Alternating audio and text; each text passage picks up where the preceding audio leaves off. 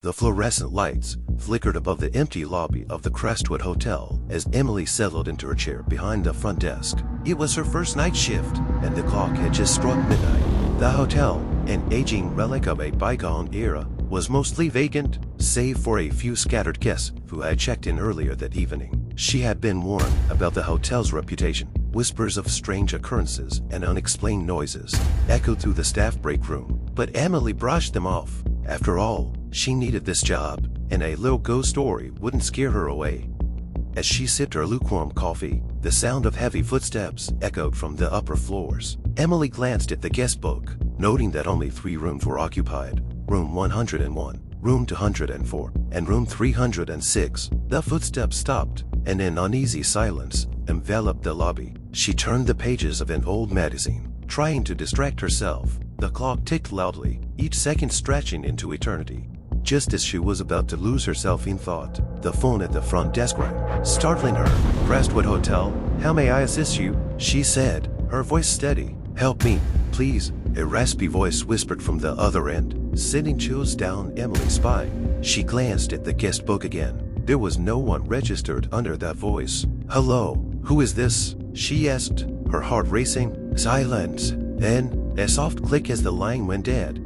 Feeling a mix of dread and curiosity, Emily decided to investigate. She grabbed a flashlight and made her way to the stairwell, the faint smell of mildew guiding her footsteps. The air grew colder as she ascended, and an inexplicable sense of foreboding settled in her stomach. Reaching the second floor, she noticed the door to room 104 was slightly ajar. She hesitated, the hair on the back of her neck standing on end, but the voice from the phone echoed in her mind, urging her forward. "Hello," she called out, pushing the door open. The room was dark, curtains drawn tight. The only light came from the flickering neon sign outside. As she stepped inside, a sudden gust of wind slammed the door shut behind her. Emily jumped, her heart pounding. She swung the flashlight around, illuminating the room. It was empty, but the bed was unmade, and a cold sweat dripped down her spine. Then she saw a mirror on the wall. In its reflection, she caught a glimpse of a figure standing behind her, shrouded in darkness. She spun around, but there was nothing there, just the empty room and the unsettling quiet. "Get out," a voice hissed, echoing from the mirror. Emily stumbled back, her breath quickening. She turned to flee, but as she reached for the door, it wouldn't budge. Panic surged through her as she pulled and pushed, but it was as if an unseen force held it shut.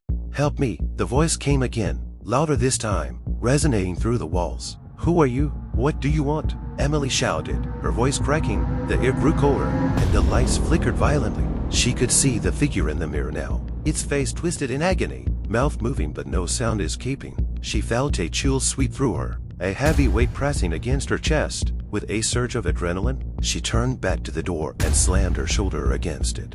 It gave way, and she tumbled into the hallway, gasping for breath. She sprinted down the corridor, her heart racing as she glanced back. The figure was gone, but the feeling of being watched lingered. Desperate to escape, she raced down the stairs and into the lobby, her mind racing with thoughts of the mysterious voice and the figure in the mirror. "Are you all right?" a sleepy voice asked. It was the night manager, an older man with tired eyes. "No, I need to get out of here," she cried, her voice trembling. He frowned, glancing at the clock. "You still have several hours left on your shift. Are you sure you're feeling well?" Emily shook her head, but before she could respond, the lights flickered again, and the lobby was plunged into darkness. She felt a rush of cold air, and the sound of whispering filled the room. "Help me," it echoed, growing louder, more frantic. The manager's expression shifted from confusion to horror as he stared into the darkness. "No, not again," he muttered, backing away. Before Emily could ask what he meant, the lights returned, and the lobby was empty. The front desk was abandoned, and the only thing left was the echo of her own heartbeat and the distant sound of a door creaking open. "Help me," the voice pleaded, now unmistakably coming from the depths of the hotel. With no other choice, Emily steeled herself and followed the sound, her flashlight flickering as she made her way toward the source. She felt as if the very walls were closing in around her, the hotel alive with a malevolent presence. As she reached the basement door, it swung open with a creak. The voice became a cacophony of cries, urging her to descend. With each step down the narrow staircase, she felt the weight of countless souls pressing against her, their pain palpable. At the bottom, she found herself in a dimly lit room, lined with old photographs of previous guests. their faces twisted in fear. In the center stood a large mirror, the glass fogged and dark. "Help me," the voice screamed, now unmistakably desperate. Emily approached the mirror, and as she gazed into it, she saw not just her reflection but the faces of those who had come before her. Trapped in a cycle of torment, they reached out, mouths moving in silent screams. "No, I won't help you," she cried, stepping back.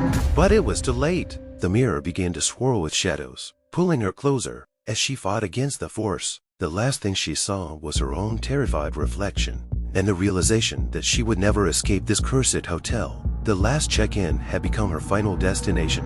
The next morning, the lobby of the Crestwood Hotel was quiet, save for the ticking clock. The night manager arrived, his expression heavy with dread as he noticed the empty front desk. He sighed, knowing he would have to file another missing person report. The hotel would continue to stand, its secrets buried deep within its walls, waiting for the next unsuspecting soul to check in for the night shift.